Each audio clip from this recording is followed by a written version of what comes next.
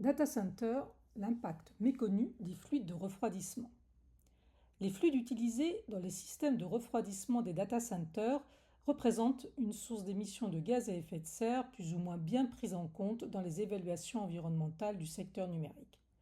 Certains de ces composés, tels que les hydrofluorocarbures ou HFC, présentent un potentiel de réchauffement global supérieur à celui du CO2, sans que leur usage ni leur fuite ne fassent l'objet d'un suivi ou d'un encadrement réglementaire selon les géographies concernées.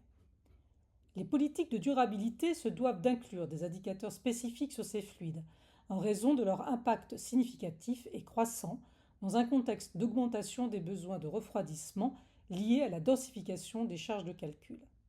L'absence de normalisation sur ce sujet est identifiée comme un facteur de sous-évaluation des émissions réelles des infrastructures numériques, notamment celles capées pour le calcul haute performance ou HPC. Il s'agit également de considérer des alternatives à plus faible impact d'émissions. Les fluides caloporteurs biosourcés, issus de matières renouvelables plutôt que du pétrole, sont une des voies regardées, présentant une meilleure durabilité sans compromettre les performances. Point de vue d'Advaes. L'empreinte carbone indirecte liée au gaz frigorigène constitue un point de fragilité dans les démarches ESG actuelles du numérique.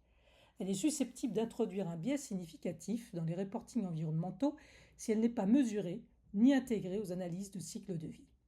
Dans une logique d'évaluation complète et rigoureuse, l'inclusion systématique de ces émissions dans les scopes 1 et 2 devrait être considérée comme une exigence de référence pour l'ensemble des acteurs de cet écosystème.